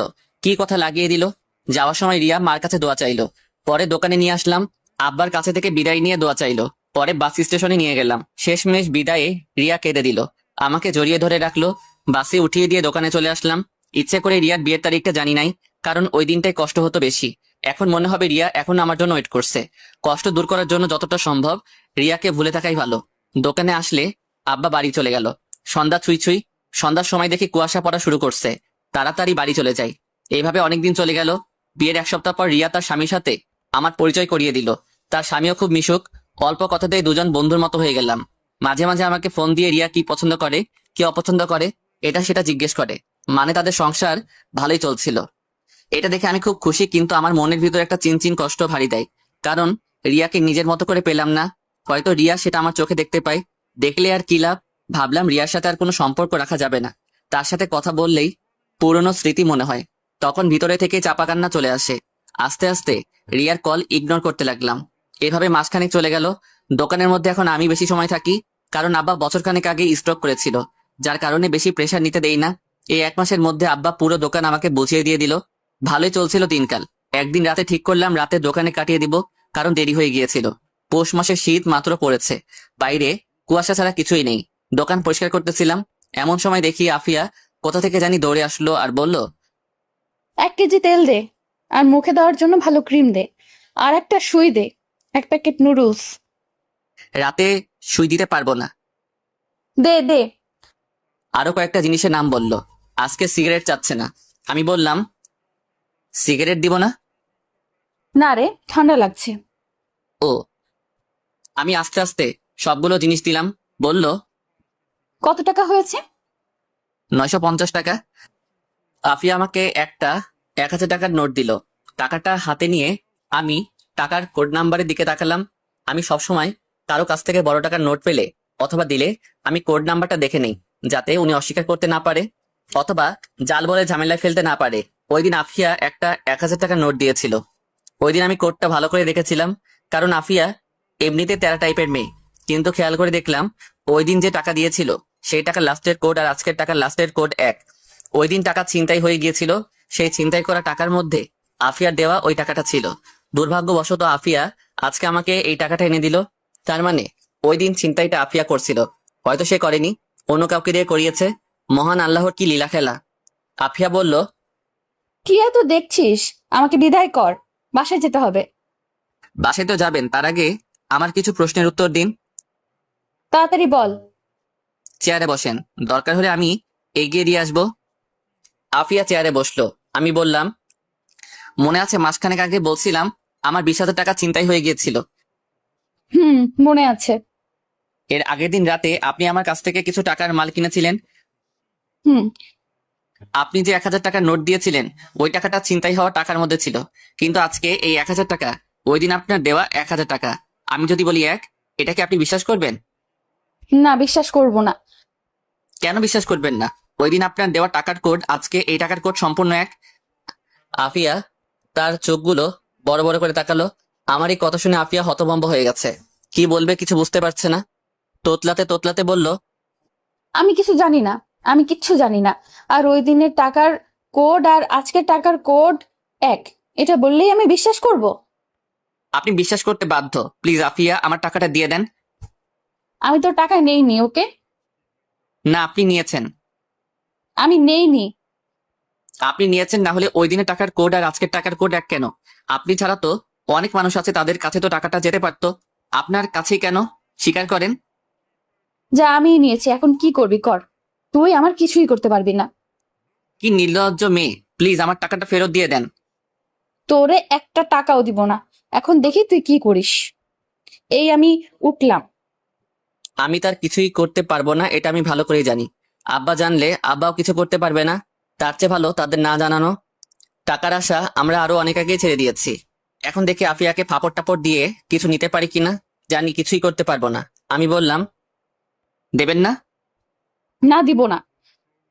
আমি ভাবতেছি আফিয়ার দুর্বল জায়গায় আঘাত করব। না থাক, মেয়েটাকে কাঁদিয়ে লাভ নেই। ওকে, দেখা যাক। আফিয়া বাইরে তাকিয়ে দেখে কোনো গাড়ি নেই। আফিয়া বলল, বাসায় যাবি না? না, আজকে দোকানে থাকবো। এখন আমি কি করে বাসায় যাব? আমার দিকে তাকিয়ে মুচকি হাসি দিয়ে বলল, একটু এগিয়ে দিবি? ধুর, আপনি কে? আপনাকে চিনি না, বের হন দোকান থেকে। টাকা চুরি করে বলে, আবার বড় বড় কথা বলে। আপনার মতো মেয়েরা লাস্টে মানুষের লাত্তি উষ্টা খেয়ে মরে। এমন করতেছিস কেন? একটু হেল্পই তো চাইছিলাম। ওই দিন তো আপনার হেল্প করেছিলাম, উল্টা আমার পিঠে লাথি মারলেন। এলাকায় অন্য কেউ ছিল না? আসলে আমি জানতাম না ওরা তোর টাকা ছিনতাই করেছে। পরদিন সকাল পর্যন্ত আমি জানতাম না। তুই যখন আমার সাথে রাগারাগি করে চলে গিয়েছিলি, পরে আমি খোঁজ নিয়ে জানতে পারি তোর টাকা ছিনতাই করেছে। পরে ভাবলাম তোর কাছে ছোট হয়ে লাভ কি, তার চেয়ে ভালো না জানানো। অনেক ভালো কাজ করছেন। এখন দোকান থেকে বের হন। ইমাদ, সরি। সরি আমি বুঝি না। আমি টাকা ফেরত চাই। 20,000 টাকা কামানো খুব কষ্ট। চোরটা টাকার মর্যাদা কি বুঝবে? আফিয়ার মুখটা মুহূর্তের মধ্যে কালো হয়ে গেল। মনে হচ্ছে লজ্জায় কি বলবে কিছুই বুঝতে পারছে না। আমি আমার টাকা ফেরত চাই। এখন যেটা করার দরকার আমি সেটা করব। খেয়াল করলাম আফিয়ার চোখের কোণে পানি জমে গেছে। ধপ করে চেয়ারে বসে পড়লো। হাত দিয়ে মুখ থেকে ফেললো। কিছুক্ষণ পর আফিয়া তার মোবাইল দিয়ে বলল, এই নে তোর টাকা। এখন প্লিজ আমাকে বাসায় এগিয়ে দে। মন থাকলে আর জীবনেও তোর দোকানে মুখ দেখাবো না। টাকা ছিনতাই করে আবার অভিমান দেখায়, তাতে আমার কি? আমি আফিয়ার হাত থেকে মোবাইল নিলাম। মোবাইল দেখে আইফোন 12। মোবাইল দেখে আমি অবাক। আফিয়া আইফোন 12 চালায়, এটা যেন আমি বিশ্বাস করতে পারতেছি না। চালাইতে পারে, পাবলিকের টাকা মেরে মেরে খায়। যাই হোক, 20,000 টাকার বেশি উঠে যাবে। সেটা আপনার ইচ্ছা। এখন আমাকে বাসায় দিয়ে আয় পারবো না। প্লিজ। ওকে। আমি দোকান তালা মেরে বের হলাম। আফিয়া আমার সাথে ঘেসে ঘেসে হাঁটছে। মনে হয় ভয় পাচ্ছে। আফিয়ার শরীর থেকে মিষ্টি একটা গন্ধ ভেসে আসছে। কিছুক্ষণ হাঁটার পর আফিয়ার বাড়িতে পৌঁছালাম। আফিয়া বলল, ভেতরে এসে বস। না থাক, আমি যাই। ভেতরে আয়। আফিয়ার জোরাজোরিতে ভিতরে ঢুকলাম। গিয়ে সোফায় বসলাম। বাড়িটা তেমন বড় না, একতলা ছাদ, রুম 3টা। রুমগুলো আসবাবপত্র দিয়ে ভরপুর। অনেক সুন্দর করে সাজানো ঘরটা। কিছুক্ষণ বসে রইলাম। খেয়াল করলাম আফিয়া রান্নাঘরে যেন কি করছে, খাওয়ার জন্য কিছু তৈরি করছে। খিদাও লাগছে। কিছুক্ষণ পর আফিয়া নুডলস রান্না করে নিয়ে আসলো। আমার সামনে দিয়ে বলল, নে খা। খাবো না। আরে খা, আমার সাথে তোর ঝামেলা মিটমাট। এখন তাড়াতাড়ি খেয়ে নে। ওকে। আমি নুডলস খাওয়া শুরু করলাম। মুখে দিয়ে আমি যেন আকাশ থেকে বললাম, এত স্বাদ, এত স্বাদ কি করে হতে পারে? আমার খাওয়া সব থেকে বেস্ট নুডলস। আমি 1 প্লেট খেয়ে আরেকটু নিলাম। নুডলসকে পানি খেলাম। ভাবলাম একটু প্রশংসা করি। আমি বললাম, এত স্বাদের নুডলস আমি জীবনেও খাইনি। সত্যি এটা অনেক ভালো ছিল। সত্যি, আজ অনেক দিন পর আমি একজনকে নিজ হাতে রান্না করে খাওয়ালাম। তাহলে উঠি। এখন আমাকে এগিয়ে দিবে কে? আমি। পরে আমাকে এগিয়ে দেবে কে? এই বলে হাসতে লাগলো। আমি বললাম, তাহলে যাই। সাবধানে যাইস। হুম। আমি হাঁটা ধরলাম। আস্তে আস্তে হাঁটতে হাঁটতে দোকানে চলে আসলাম। এসে দোকান বন্ধ করে ভিতরে পিছনে খাট আছে, ওইটাই মাঝে মাঝে থাকি, সেখানে শুয়ে পড়লাম। অনলাইনে আফিয়ার মোবাইল বিক্রি করে দিলাম 50,000 টাকা। বলছে পরদিন টাকা দিয়ে মোবাইলটা নিয়ে যাবে, বাকি 30,000 টাকা আফিয়াকে ফেরত দিয়ে দিব। সকালে খেয়াল করলাম কে জানি দোকানে শার্টের আওয়াজ করছে। এই শীতের মধ্যে উঠতে একটু ভালো লাগছে না। আমি শীতের কাপড় পরে শার্টটার উপরে উঠাইলাম। দেখি আফিয়া। দেখি এখনো তেমন একটা আলো ফোটেনি। আমি বললাম, এত সকালে কি? দোকান আরো পরে খুলবো। ওকে, আমাকে একটা সিগারেট দে। আপনার না ঠান্ডা লাগছে? একটু খেয়ে ফেলে দিব। ওকে। আমি একটা বেনসন লাইট দিলাম, বললাম, এখন যান, আমি একটু পরে দোকান খুলবো। না, এখন বের হ, আমার সাথে জগিং করবি। আমার এত টাকা পড়ছে না, আপনার মনে চাইলে আপনি যান। না, তুই আমার সাথে যাবি। না, যাব না। না, তুই যাবি। এই বলে আমাকে আফিয়া শার্টের কলার ধরে দোকান থেকে বের করলো আর বলল, দোকান তালা মার। আমি দোকান তালা মেরে আফিয়ার পাশাপাশি হাঁটতে লাগলাম। আফিয়া সিগারেট ফেলে দিল, বলল, তুই সিগারেট খাস না? না। ভালো। আফিয়া হাঁটতে হাঁটতে নদীর পাড়ে নিয়ে আসলো। কুয়াশার কারণে কিছু দেখা যাচ্ছে না। আমি বললাম, এত শীতের মধ্যে কি জন্য নিয়ে আসলেন? কি আরামের ঘুমের মধ্যে ছিলাম। আমার আজান দেওয়ার আগেই ঘুম ভেঙে যায়, পরে আর ঘুমে ধরে না, তাই বাইরে চলে আসি। আপনার জগিং করার কি দরকার? আপনার তো স্লিম ফিগার, মানে একদম পারফেক্ট। ধুর, তুই যে কি বলিস, চল ওই দিকটায় যাই। চলেন। আমি আর আফিয়া কিছুক্ষণ হাঁটাহাঁটি করে দোকানে চলে আসলাম। আফিয়া বাড়িতে চলে গেল। আমি দোকান খুলে বসলাম। কিছুক্ষণ পর আব্বা আসলো। আমি বাড়িতে চলে আসলাম। এসে খাওয়া দাওয়া করে আবার দোকানে যেতে লাগলাম রিক্সা দিয়ে। আফিয়ার বাড়ির রাস্তায় মোড়ে এসে দেখি আফিয়া দাঁড়িয়ে আছে। আমাকে দেখে থামতে বলল। রিক্সা থামালো। আফিয়া বলল, মামা, আমিও যাব। আরে আপনি কি করে উঠবেন? ভাই আপনি অন্য রিক্সা নিয়ে চলে যান, আফা যেখানে যাবে আমি দিয়ে আসি। আরে কি বলেন, আমাকে দোকানে দিয়ে আসেন। আফিয়া হেসে বলল, অসুবিধা নেই, আমরা শেয়ার করে বসছি। আরে না, আপনিই যান, আমি অন্য রিক্সা দিয়ে আসছি। চুপচাপ বসো, আমার হাত ধরো। এই বলে আফিয়া তার হাত বাড়ালো। আমি অনিচ্ছা সত্ত্বেও আফিয়ার হাত ধরে টান দিয়ে আমার পাশে বসালাম। আমাদের দুজনকে এভাবে দেখে মানুষ আর চোখে তাকাতে লাগলো। আমি লজ্জায় মুখ ঢেকে ফেললাম। কিছুক্ষণের মধ্যেই দোকানে পৌঁছালাম। দুপুরে খাবার নিয়ে এসেছি। আমি আসলে আব্বা চলে গেল। আফিয়া আরো আগে নেমে গিয়েছে। ঘন্টাখানেক পর দেখি আফিয়া আমার দোকানের পাশে দাঁড়িয়ে কয়েকটি ছেলের সাথে কথা বলছে। তার মধ্যে দোকানে একটা মেয়ে কাস্টমার আসলো। বলল, একটা নাম্বার লিখেন, 0112929115। থাক, এখনকার যুগে ফ্লেক্সি লোড করেই শান্তি পাই না। একটা মিনিট কার্ড দেন। মানে? নাম্বার দিলে পরে আবার এই নাম্বারে ফোন দিয়ে জ্বালাতন করবে। আপনাদের মতো ছেলেদের আমার চেনা আছে, আপনারা সুন্দরী মেয়ে দেখলেই মাথা ঠিক থাকে না। দেন মিনিট কার্ড দেন। সবকিছুই ঠিক ছিল। তোর নাম্বার দিতে অসুবিধা, তুই মিনিট কার্ড নিবি ভালো কথা। তুই এসব আলতু ফালতু পেঁচাল পারস কেন? মেজাজটা সাথে সাথে গরম হয়ে যায়। আমি বললাম, মিনিট কার্ড আপনার কাছে বিক্রি করবো না, অন্য কোনো দোকান থেকে নেন। মিনিট কার্ড নেই মানে? ও বুঝেছি, আমার নাম্বারটা চাস। সেটা তুই আমাকে সরাসরি বললেই চলতো। এমনিতেই তুই হ্যান্ডসাম, তোরেই দেওয়া যায়। আমার মতো সুন্দরী মেয়েদের পিছনে ছেলেরা লাইন ধরে থাকে। আচ্ছা নে, নাম্বারটা তোল। আমি মেয়েটার দিকে তাকাতেই আমার কেমন যেন লাগছে। ঠোঁটে গাঢ় লিপস্টিক, যেটা আমার একদম পছন্দ নয়। বুকের উরু দুটো স্পষ্ট বোঝা যাচ্ছে। এমনিতেই মেজাজ গরম হয়ে আছে। আমি বললাম, সরেন তো দেখি। বাইরে তাকিয়ে দেখি কোনো ছেলে পেলে তো নেই, এমনকি বাইরে একটা কুত্তাও নেই। আমি বললাম, কোথায়? আপনার জন্য না বলে ছেলেরা লাইন ধরে দাঁড়িয়ে থাকে, কোথায়? বাইরে তো একটা কুত্তাও নেই। মেয়েটা অপমান লোকানোর জন্য তোতলাতে তোতলাতে বলল, তোরে দেখাতে হবে, এখন নাম্বার তোল। আপনার মন মানসিকতায় সমস্যা আছে। আপনার কাছে আমি ফ্লেক্সি লোড বিক্রি করবো না, যান এখান থেকে। কি? আমার মন মানসিকতার সমস্যা? তোদের মতো লুচ্চা ছেলেদের জন্য আজকে আমার মতো সুন্দরী মেয়েরা শান্তি মতো ফ্লেক্স লোডও করতে পারে না। ওকে ফাইন, আপনি ফ্লেক্সি লোড করেন না। আমাদের চিল্লাচিল্লির আওয়াজ শুনে আফিয়া দোকানে আসলো। বলল, কি হয়েছে? এই মেয়ে, তুমি কে? ওর সাথে ঝামেলা করছো কেন? ঝামেলা করবো না তো কি করবো, লুচ্চা একটা। আফিয়া আপনি শোনেন, উনি এসে বলেন নাম্বার লিখতে, কিন্তু নাম্বার না দিয়ে উনি বলেন আমি বলে আবার ফোন করে ডিস্টার্ব করব। আমি বলে লুইচ্চা, আরো কত কিছু বললো। আফিয়া ঠাস ঠাস করে মেয়েটার গালে চড় দিল। বলল, তোর সাহস তো কম না। তুই কি করে ইমাদকে লুচ্চা বলিস? তোর নাম্বার দিতে এতই প্রবলেম, তাহলে ফ্লেক্সিলুট করতে আসছিস কেন? আপনার সাহস তো কম না? আপনি কি করে আমায় চড় মারলেন? জানেন আমি কে? এই এলাকার চেয়ারম্যানের মেয়ে। আব্বারে বললে আপনাদের সবগুলোরে এখন ভোগে পাঠাবে। এক্ষুনি তোর আব্বারে ফোন দে। ও, তোর মোবাইলে তো ব্যালেন্স নাই। দাঁড়া, আমি কল দিচ্ছি। এই বলে আফিয়া কাকে যেন কল করলো। ফোন ধরলে বলল, কেমন আছেন আঙ্কেল? আপনার মেয়ের নাম যেন কি? ও এখানে একটু ঝামেলা করছে, ওকে একটু বোঝান তো। এই নে মোবাইল ধর।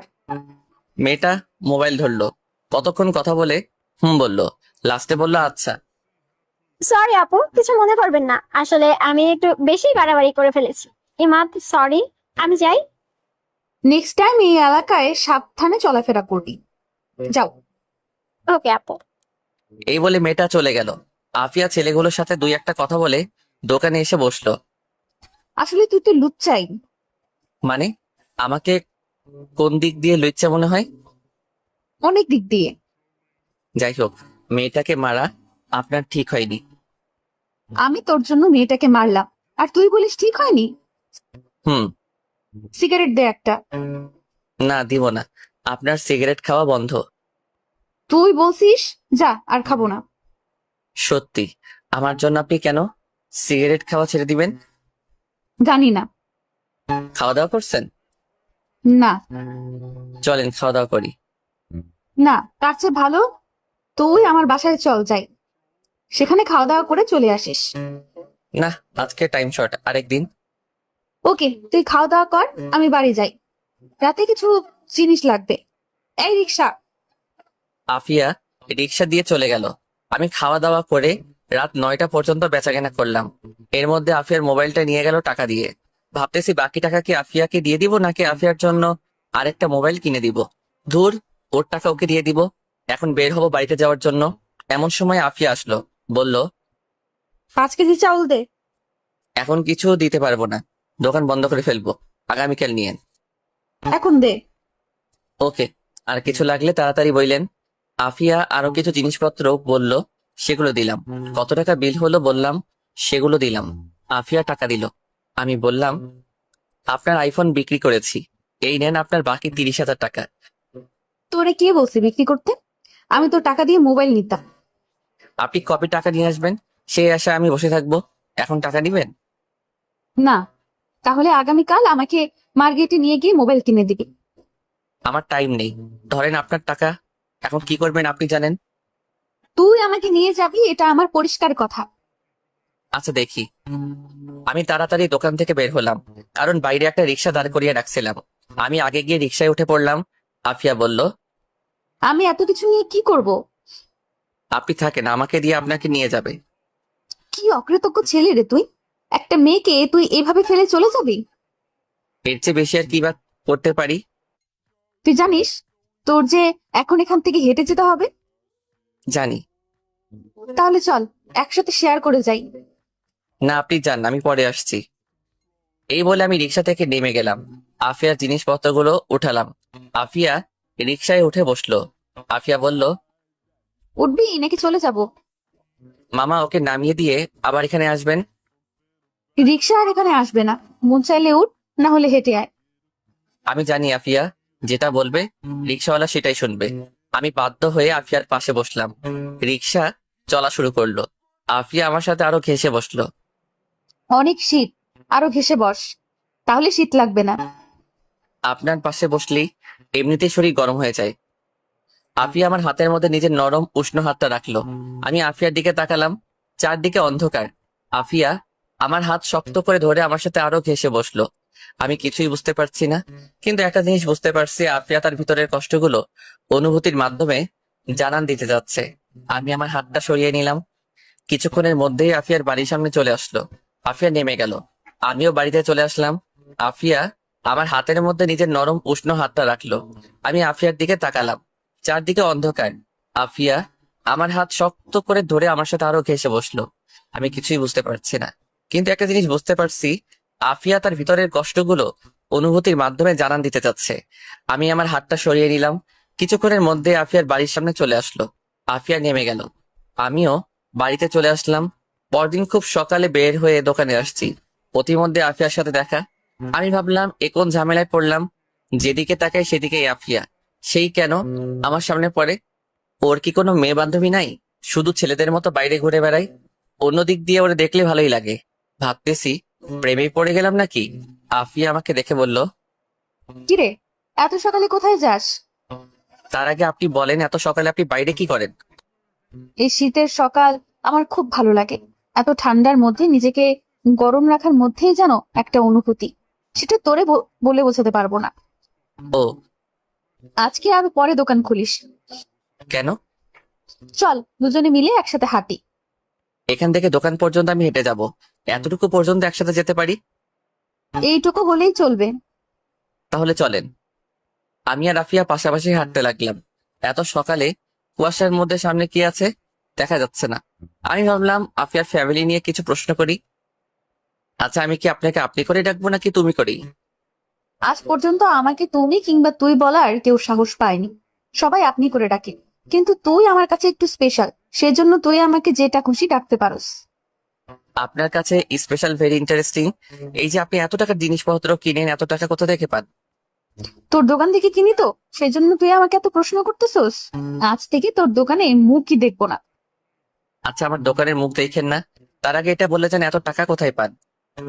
আব্বা ব্যাংকে কিছু টাকা রেখে গিয়েছিল, ওই টাকা লাভ দিয়ে চলি।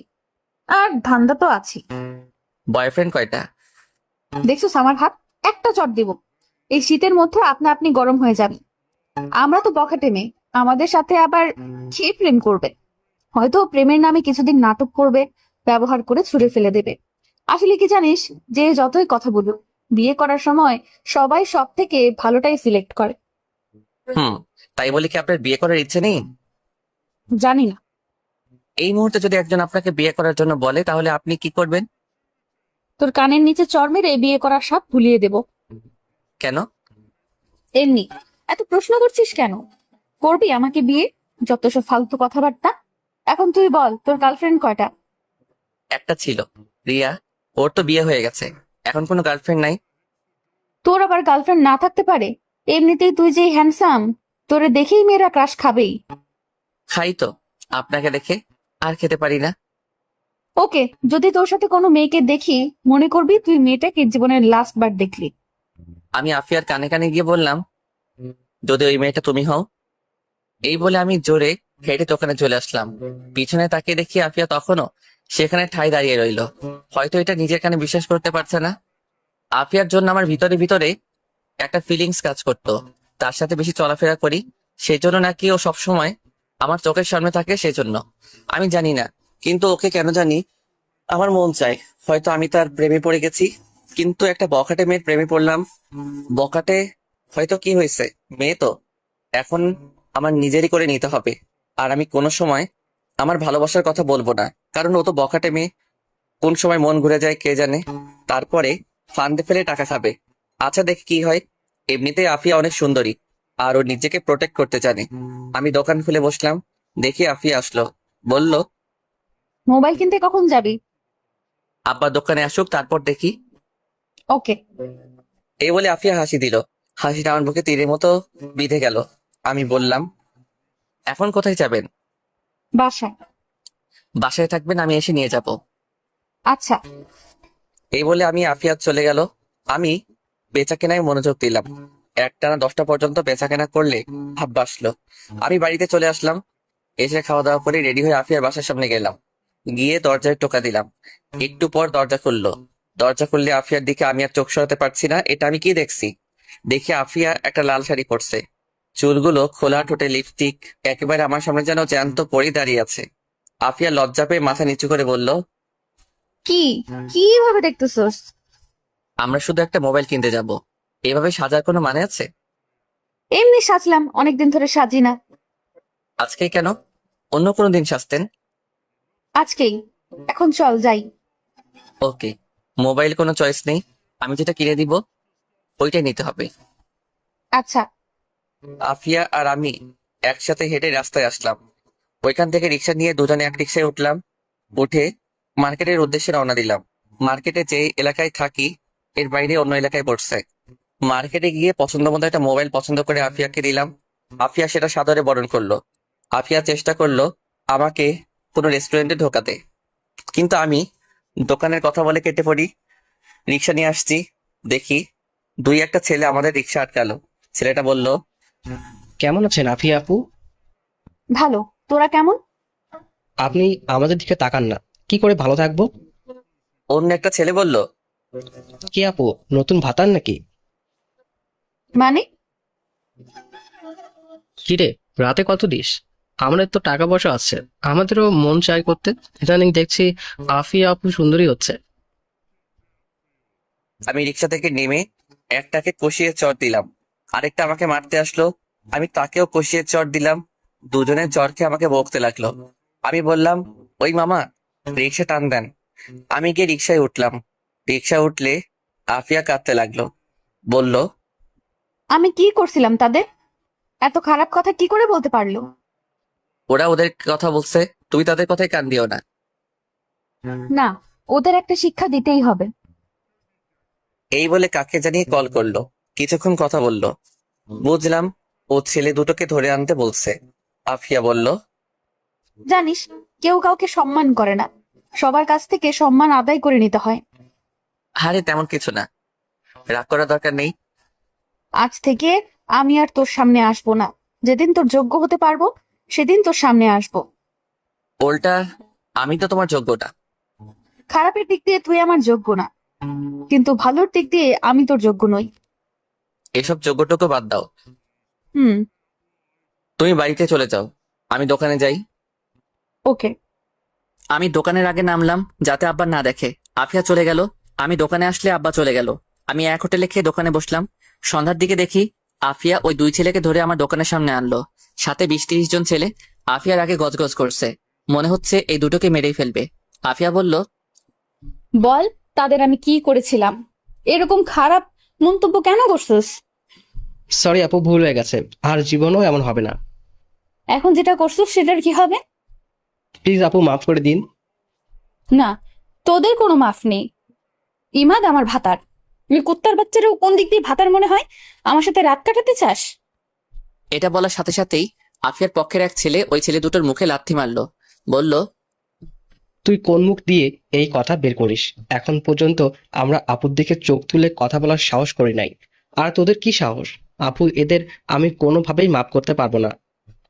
আমি বুঝতে পারলাম ওদের চোখে প্রতিশোধের আগুন জ্বলতেছে, যে কোনো সময় ছেলে দুটোকে মেরে ফেলতে পারে। আমি বললাম, ভাই শুনেন, আফিয়া আপু শুনেন, ওরা দুজন হয়তো না জেনে ভুলে ফেলেছে। আমি খেয়াল করছিলাম তখন তারা দুজন নেশার মধ্যে ছিল, তাই হয়তো ভুলভাল বলেছিল। থাক আপু, মাফ করে দেন। না, ওদের কোনোভাবেই মাফ করব না। ও দুজন জানতো আমি কে। জেনে শুনে ও আমাকে খারাপ মন্তব্য করছে। এই ওদের আমার সাথে রাত কাটানোর স্বাদ মিটিয়ে দে। এটা বলার সাথে সাথে কয়েকজন ছেলে ওদের ধরলো। একজন ছেলে তার কোমরের বেল্ট খুললো। বুঝলাম এখন তাদের বেদম পেটাবে। আমি বললাম, আপু হয়তো তারা ভুল করে ফেলেছে নেশার কারণে, থাক এইবারের মতো মাফ করে দেন। দেখি একজন ছেলে তাকে তাদের দুজনকে বেদম পেটাচ্ছে। আফিয়া বলল, থাম, এইবারের মতো তাদের দুজনকে মাফ করে দিলাম। আর সাবধান করে দে ওই এলাকার প্রত্যেকটা ছেলেকে, যারা তারা সাবধানে চলাফেরা করে। আর এরা দুজন সামনে পড়লেই মাইর হবে। আমি এমাদের কথায় তোদের মাফ করে দিলাম। যা তোরা দুজন। যাওয়ার সময় ছেলে দুটোকে যে যা পারে কিল চল লাথি দিয়ে দিল। আফিয়া সবার উদ্দেশ্যে বলল, রাকিব কোথায়? পিছন থেকে এক ছেলে বলল, বোধহয় সেই রাকিব। জি আপু, বলেন। জিনিয়া কেরে? কুদ্দুস চাচার মেয়ে।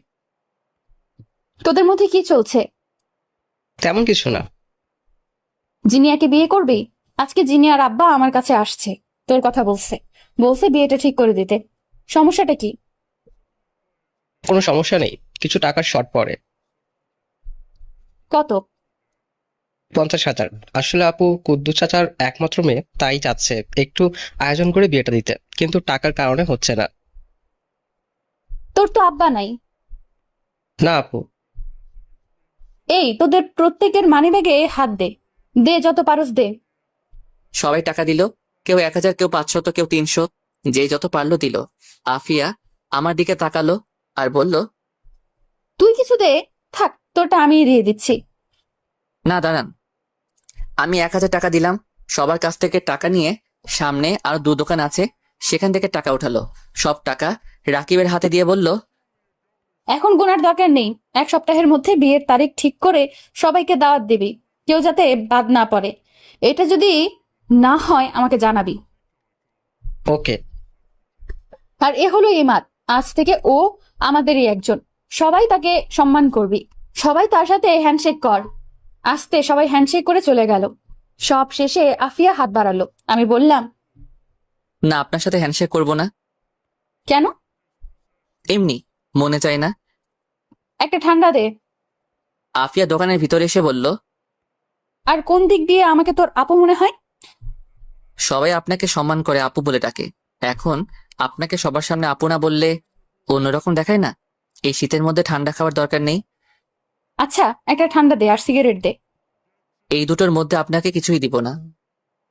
আফিয়াকে একটা নর্মাল পানি দিলাম।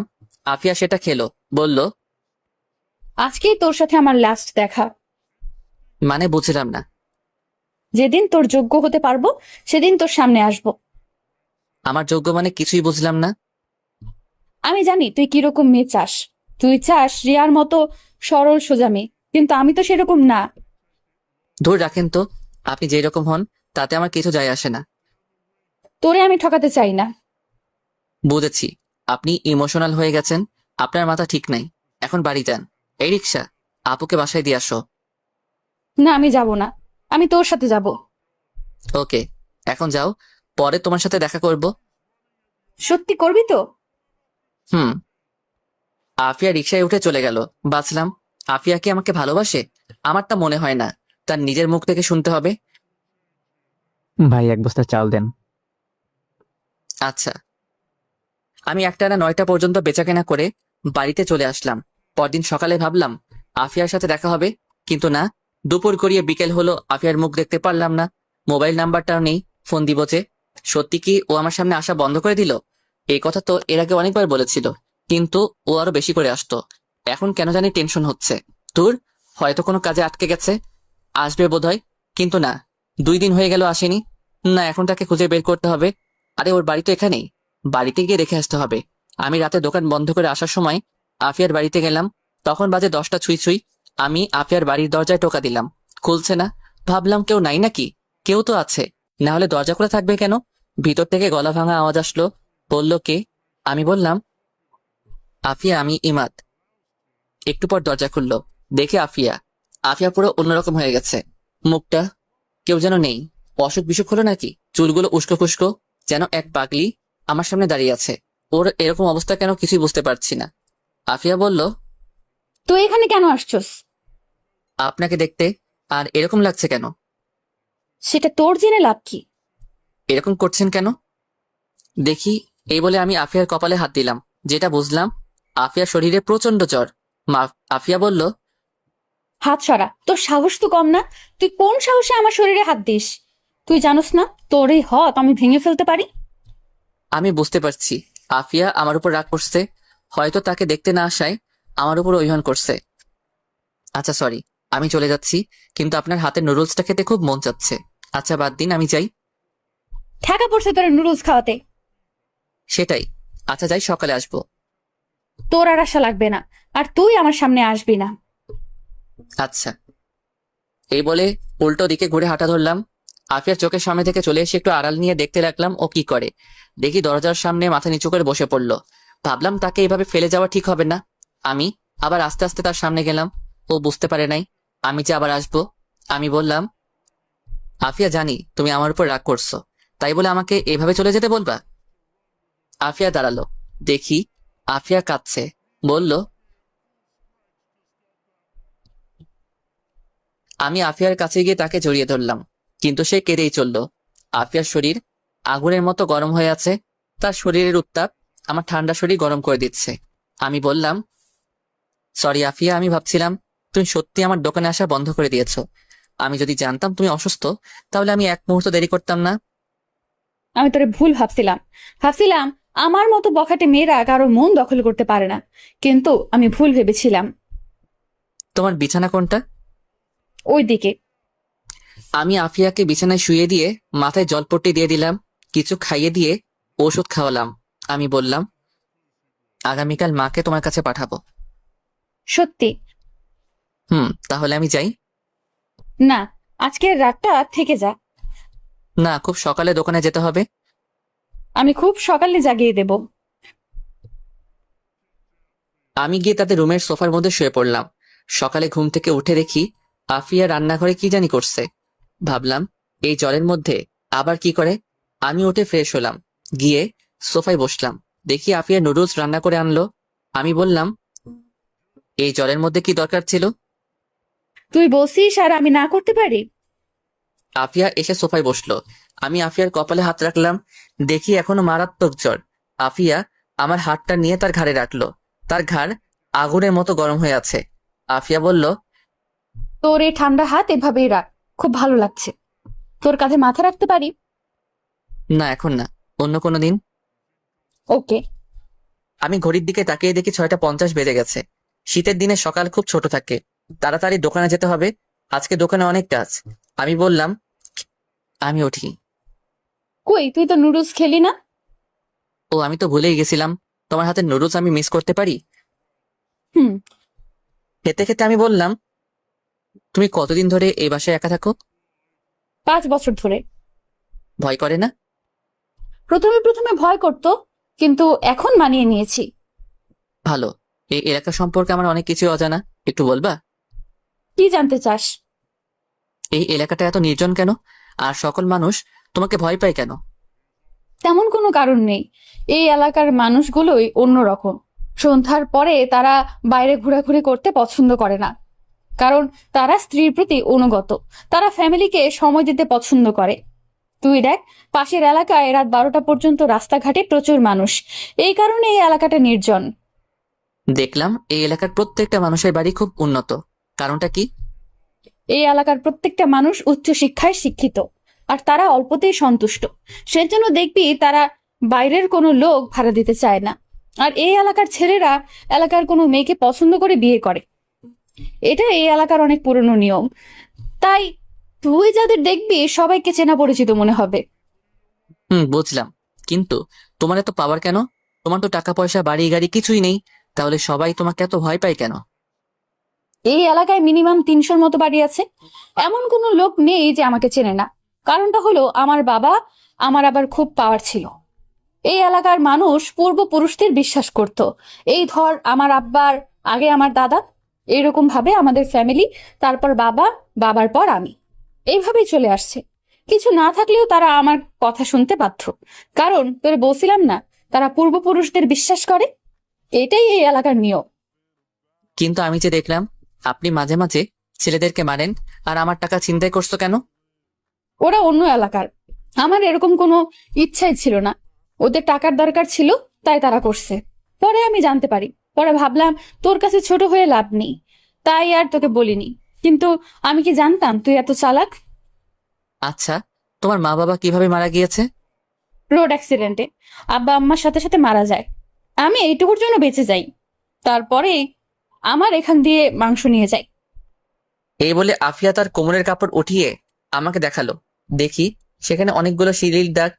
আমি ঘড়ির দিকে তাকিয়ে দেখি অনেকটা সময় চলে গিয়েছে। আমি বললাম, তোমার সাথে আরো অনেক কথা আছে, কিন্তু আর টাইম নেই, আমি এখন উঠি। আর একটু বস না, আজ পরে দোকান খুলিস? না, আজকে একটু কাজ আছে, অন্য কোনো দিন। আর আমি মাকে পাঠাচ্ছি। ওকে। আচ্ছা, একটা প্রশ্ন ছিল। কর। ধরো এখন আমি তোমার ঘর থেকে বের হলাম, এখন কেউ দেখলো, পরে সে কি ভাববে? কিভাবে বল? ভাববে আমরা দুজন একসাথে এক বাড়িতে কি করছি। আফিয়া উঠে আমার পাশে বসলো আর বলল, কি করছি বল, আর কি ভাববে বল। থাক, কিছু না। না, বল। এই বলে আফিয়া আমার সাথে ঘেসে বসলো। তার শরীরের উত্তাপ আমি টের পাচ্ছি। আমি বললাম, যাচ্ছি, দুপুরে আবার আসবি আর রাতে আসবি। ইস, আমি যেন তার জামাই, রুটিন করে আসতে হবে। এই কি বললি? কি বললি?